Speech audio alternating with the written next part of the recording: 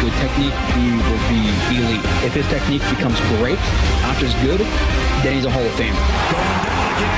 That's Q. Ren Williams. Fighting through contact, fighting through offensive line, being double team, multiple moves stacked into one, just a play of pure domination. This is actual film. This is actual football talk. It's a football show. We're supposed to talk football, not storylines.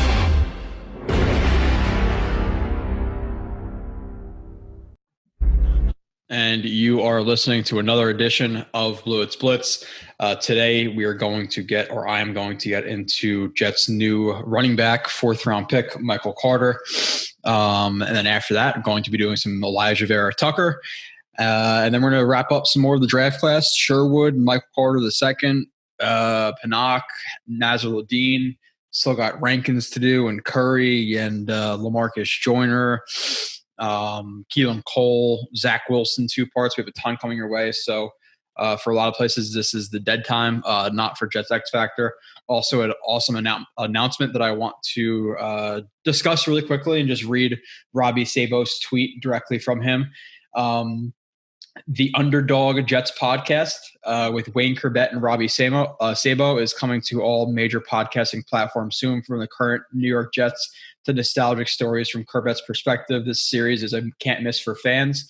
The second tweet says we'll hit on the current Jets, of course, but we'll also walk through a timeline of Corbett's playing career, starting with summer of 1995. Why did certain things go down the way they did? So it's going to be a pretty frequent podcast. I'm not going to give out exact details yet, because I'm not sure if I'm necessarily supposed to, but it's going to be a frequent podcast between Sabo and Corbett that is hosted on the Believes podcast network. I think it's called.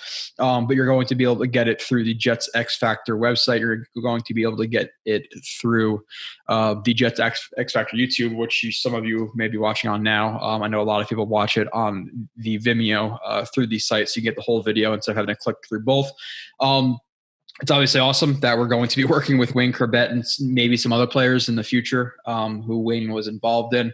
And then maybe, just maybe, we will have some side projects with Wayne, which will be pretty cool. We'll see. You never know what could happen there. So that should be fun.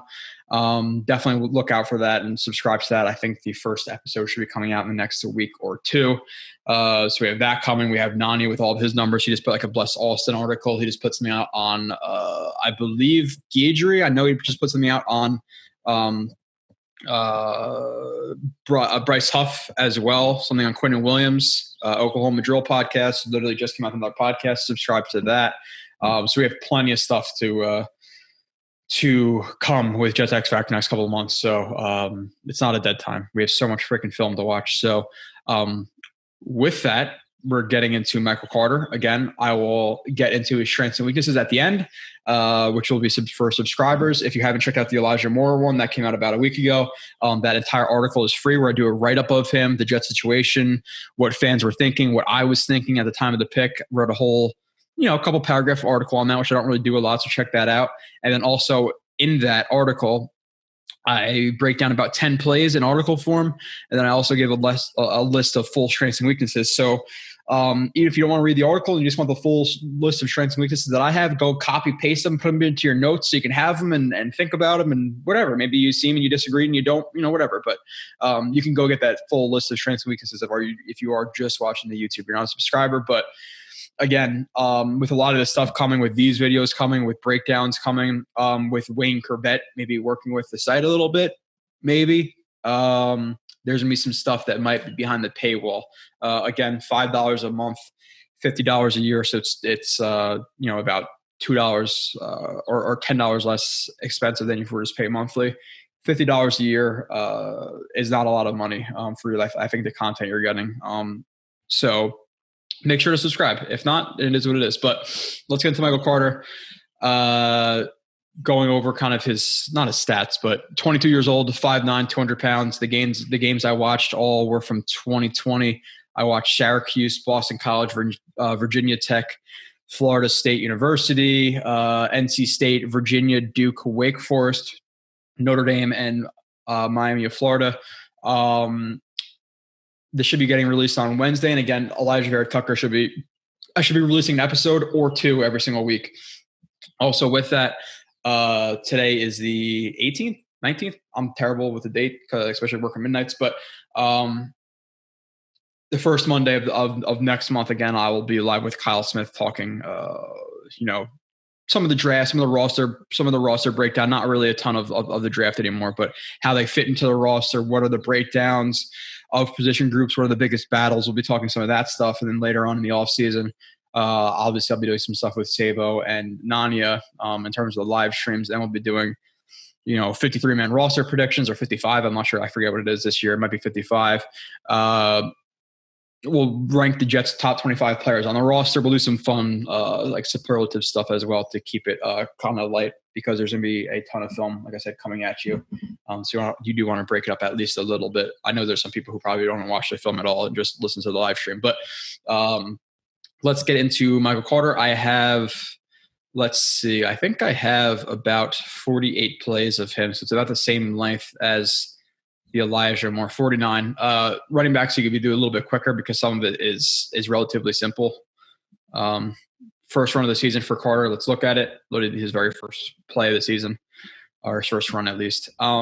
Overall, just based, and again, when I'm watching a guy, whether it be running back, left guard, or wide receiver, you notice a little bit more. You tend to laser focus on those guys. But overall, I could tell you that Howell and the quarterback from Ole Miss, these are some of the top rated guys in next year's draft. Obviously, they could take a huge leap in their next season prior to the 2022 NFL draft. Neither of these quarterbacks I was overly impressed with, to be completely honest, but that's just a little side note.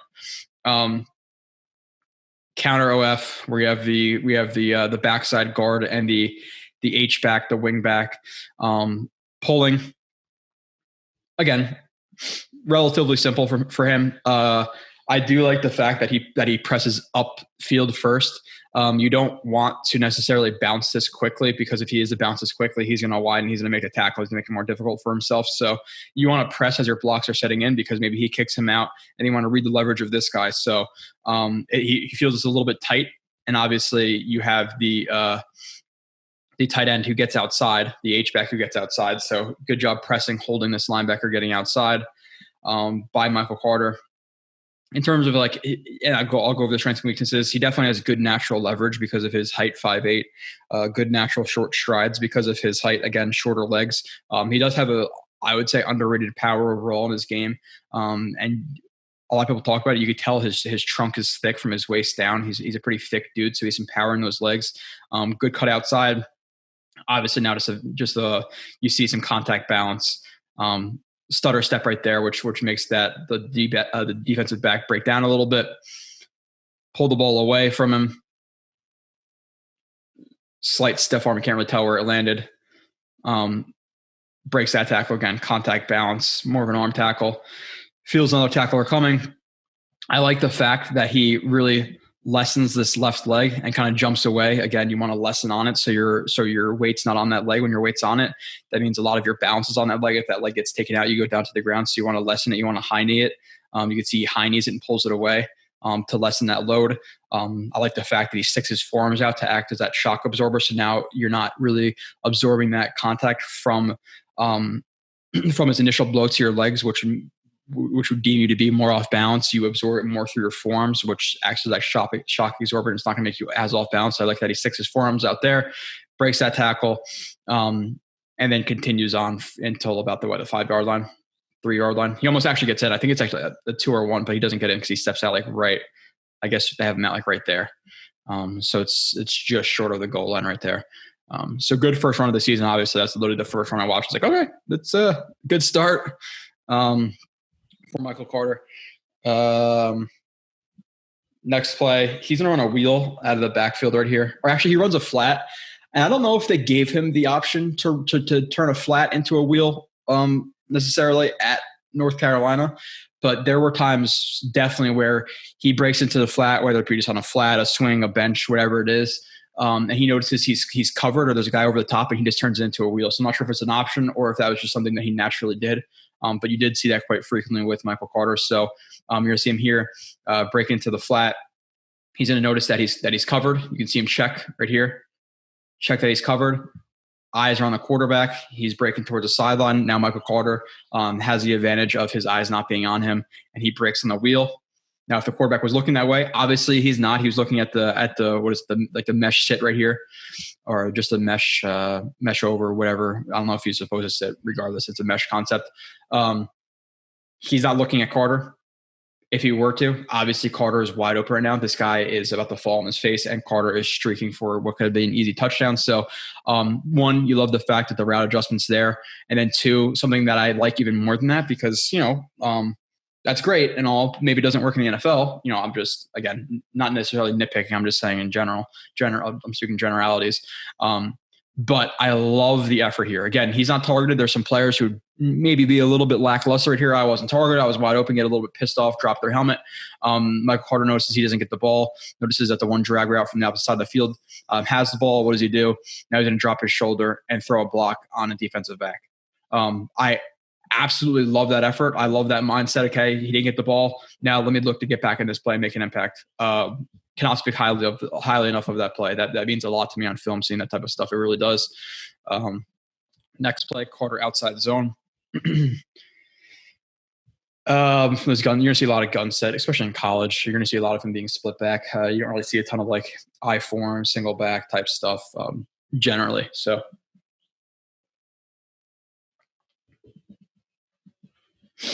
Just correct reads. Let's see.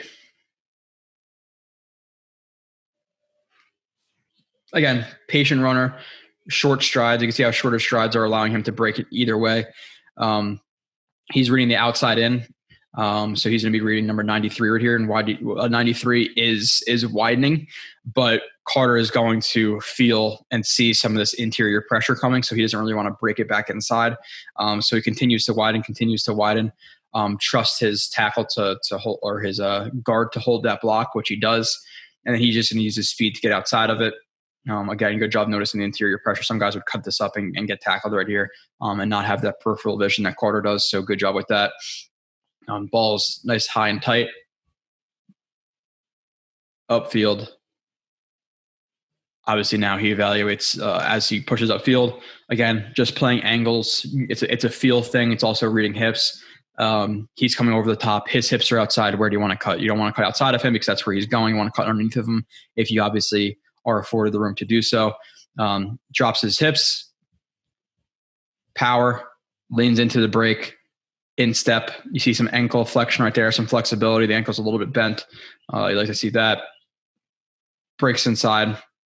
And then continues on for another 10, 15 plus yards right there. Another good run from Carter.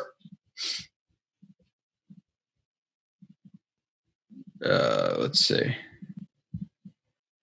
Set run lane meh. Yeah, something that I read about and I also saw it was that he does have an average type feel for the run lane. Where there are times where he might not necessarily feel it in terms of how much room he has to either side of him, where he might stay in the middle, stay too far left, stay too far right, and have to break some arm tackles that he wouldn't necessarily have to do if he just had a better path into that hole. There are some better examples of it. I'm not sure if this one's the best example of it, but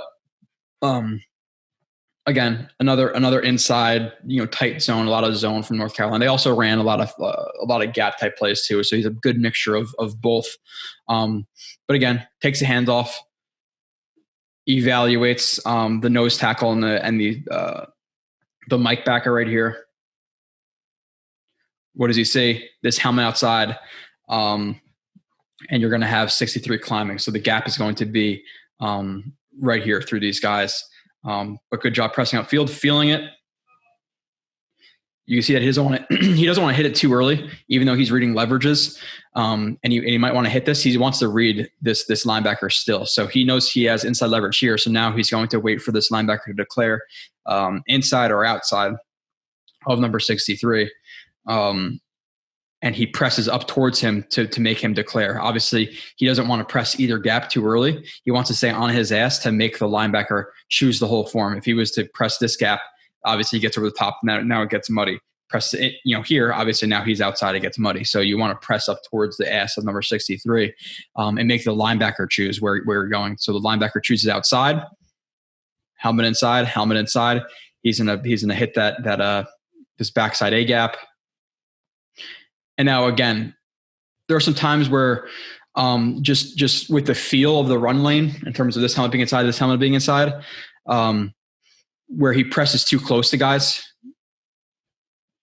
He presses too close to this to the D tackle right here, and gets obviously runs right into the arm tackle. We'd like to see him just kind of split this evenly.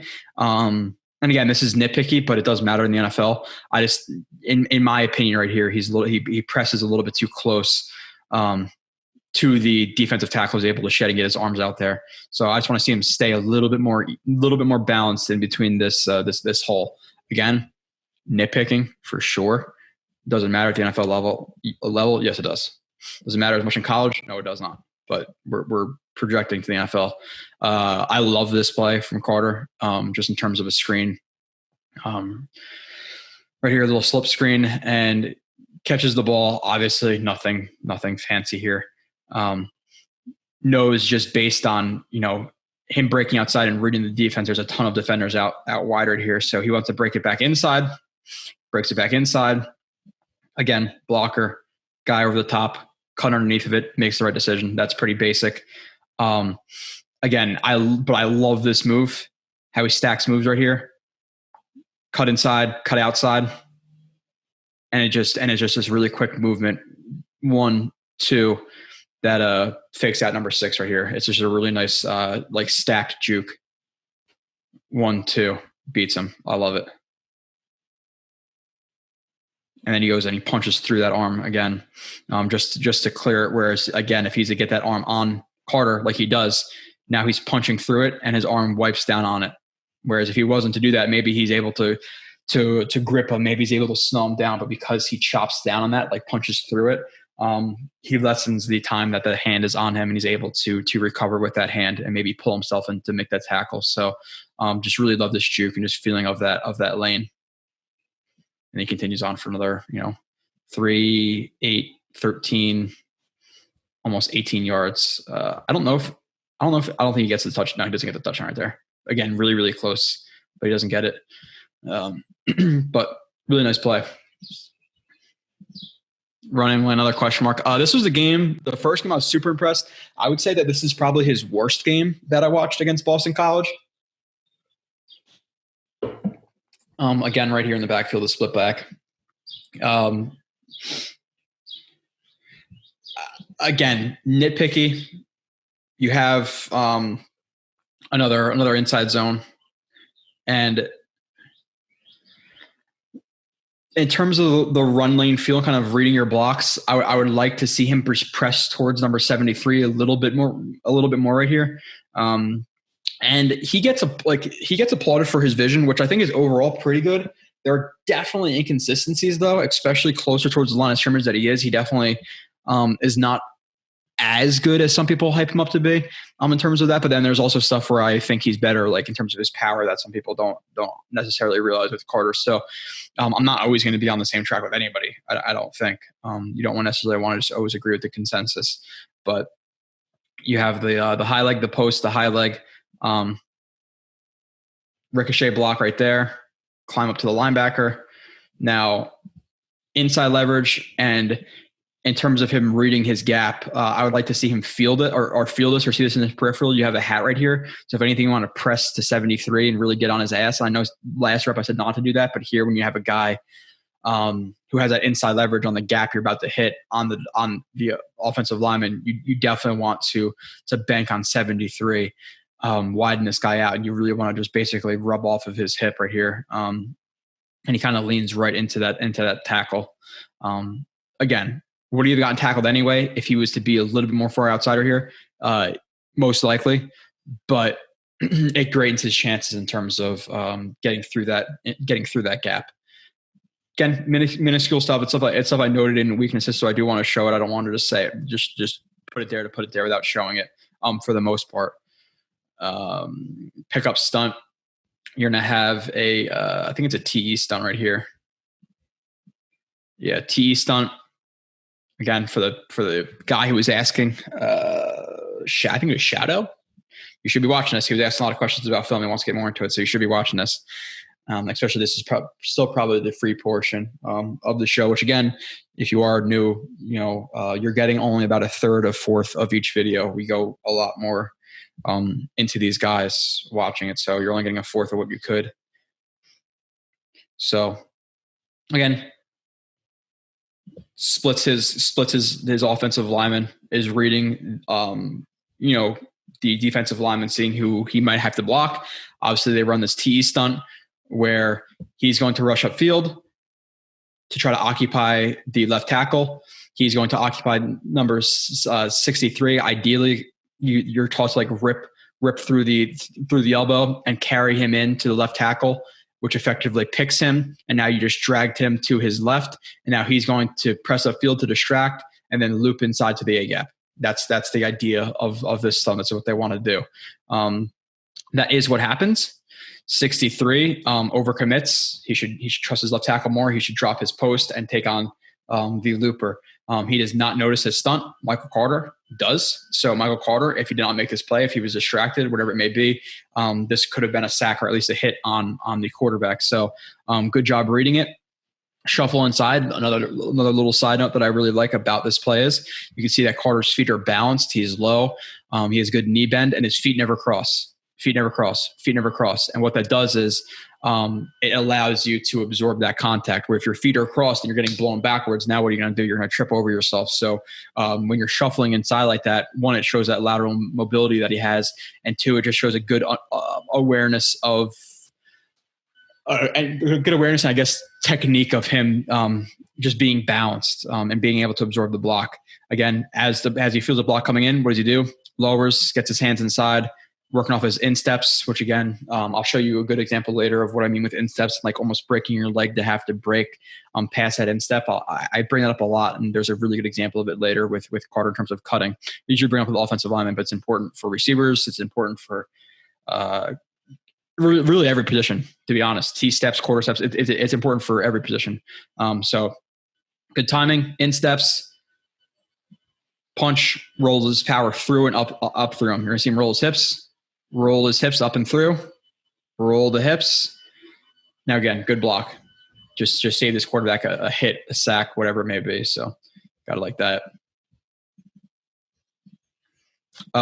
This is one of my biggest issues with Carter. Some of the inconsistent vision, again, it's minuscule. He does have overall good vision, but it's just not elite. And then one of my problems with him is, or one of the biggest problems is when guys fill quickly, he's not as good on that first level making guys miss. That's from what I've seen. So and this is kind of an obvious statement. It almost sounds stupid, but he's a running back to me, and I think he could be a lower tier one, maybe even a mid tier one. Like I think he could be a number one back, especially in this system, which made guys like Breda and most are really good running backs. I think he could be a one. But he's not a running back who's going to create a ton without good offensive line, which pretty much goes to say with all running backs. But there are the Zekes, and you could bring up stats about how they struggle more bad offensive linemen, but like the Zekes and the Kamaras and the Barclays of the world who might be able to create a little bit more with a bad offensive line. Where Carter really needs a good one because again, his sometimes he lacks creativity on that first level to me, and you're going to see that right here. Just another like inside zone, and ideally, like in the perfect world, this center doesn't overcommit to that to blocking back to on that combo, and he just plays long, throws out his arm, kind of hand checks him, hand checks the D tackle, whatever alignment he was, and then climbs up to the second level. That's not what happens. And in a perfect world, your running back has a wide open lane. But if you were to poll 10 coaches, 10 out of 10 coaches would say on this running play, you're going to get a one-on-one with a linebacker in a pretty big space. Would you take that? And 10 out of 10 of those coaches would say yes. And they'd expect their running back to break at least one tackle. That's what you want. That's what you're pretty much scheming for. Your running back to break that one tackle. Now, again, center overcommits. He sees number 14 in a pretty big hole right here. He closes ground. I like the short strides. And he just kind of tries to jump cut outside of him and gets tackled. There's no real like true breakdown, a crossover, a head fake, shifting the hips. Like if he were to close his ground, because this guy closes the ground and lunges. If he was to close ground, give him a fake outside and then go inside, or inside and then go outside, maybe he could break this tackle. But he tends to just kind of close ground and trying to jump cut or use speed around him. So again, in situations like this, like could you argue, oh well, the linebacker played it really, really well? Fine, but the linebackers in the NFL are even bigger, stronger, faster, and are even play with better technique, because the linebacker does play that relatively well. But still, there's some just lack of creativity on the first level versus guys who fill quickly. And it's something I see. So got to put it in here. I can't just blow up everybody who they draft. I like Carter, definitely. 4th round pick, easily. I think he'd be number 1. And for a 4th round guy being number 1, that's fantastic. But I do have to be fair. So what is this? Another block.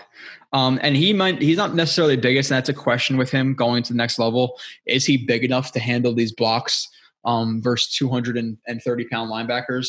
Now, obviously, linebackers are getting smaller in today's NFL, so it does benefit him. It's not like he has guys like, necessarily, Neville Hewitts of the world and Bart Scotts and Avery Williamsons and David Harris of the world. Those guys are a little bit more rare compared to the Devin Whites and Deion Jones and et cetera of the world. So it does benefit him, but you do have to question just a little bit of his size versus some of these bigger linebackers. But again, you have what looks like a 3-jet protection where they're shuffling to the strong side, and you have the which is generally a 6-man protection where you're going to have in terms of 3-jet the offensive line slide to the strong side of the defense. 2 jets the weak side. He's left on an island because obviously everybody can't slide, and then he's going to evaluate inside out. Right here, steps and sides, evaluates inside out. Little game right here between they switch gaps. Again, just tries to pull the tackle interior defense line, just tries to pull him in 14 loops inside, which is now picked up by Carter. Carter sees that. Again, feet squares up the linebacker, low, in steps, picks up the block. You see some grip strength right here and just stays with the block. So he's a really willing blocker. His natural low center of gravity helps. So good job right there on that protection, picking up that linebacker. It's something that's important. So there's a reason a lot of coaches talk about, their running backs not seeing the field in year 1 or 2 because they don't understand protections. And it's going to be a little more complicated in the NFL. But overall, he does show the willingness. He shows the ability. He shows the technique to do it. So that's definitely a positive for him. Next play right here. Again, a lot of gun sets. I'm not going to go crazy into all that stuff. I'm going to just focus on what's important for the most part. So unless I get into stupid shit, which I do sometimes. Another counter OF. Again, another gap play. Patient. You got to be really patient. You got to be like a lot of people talk about like patience for in zone versus gap. Like gap, you might have to hit your hole a little bit faster. And it's designed so you want guys who are really like explosive through holes. But you have to be really patient in both gap and in zone. So people talk about like patience in one or the other. I don't really think there's a huge difference in terms of patience. You got to be patient as a running back in general.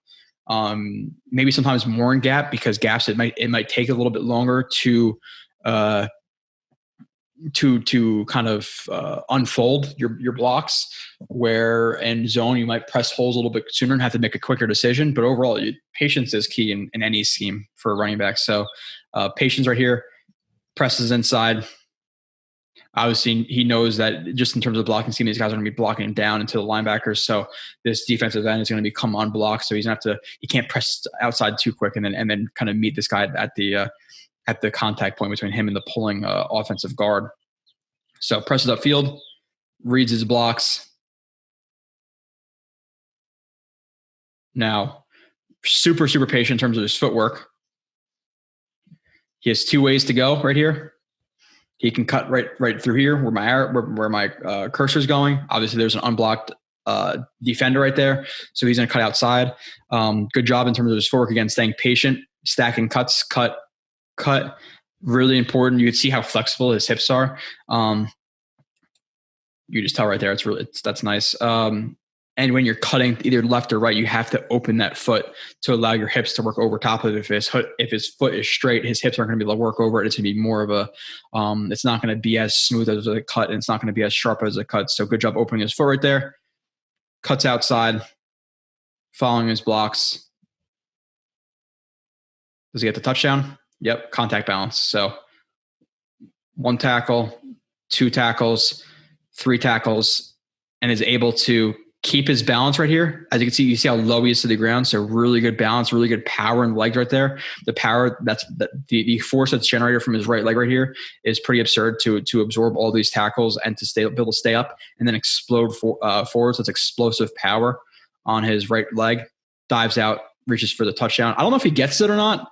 I don't believe he does, but he gets super, super close. And again, obviously a fantastic effort to do so regardless. So almost gets a touchdown. I don't think he does off the top of my head. Here we're going to see another another play of him versus guys who feel quick. Split back. And again, takes the handoff. Obviously cuts outside. There's a ton of guys inside. He's going to cut it outside. Cuts it outside. And again, in a situation like this, you ideally want your running back with a ton of space, both outside and a little bit of space inside. Ideally, it's outside cut. You'd want him to break this tackle of this linebacker. He breaks down and kind of just leans right into the linebacker. Gets tackled. There are some running backs who are obviously going to break down, inside stab, outside, whatever it may be. But in a situation like this, you do want to see him break a tackle from number 55, who I don't know exactly who it is. Is he in the NFL? Did he get drafted? Is he UDFA? Most likely not, just based on law of averages and playing at Boston College. For the rest of this near 2-hour Blewett's Blitz Michael Carter video film review breakdown, click the link below in the description and become a JetX subscriber today.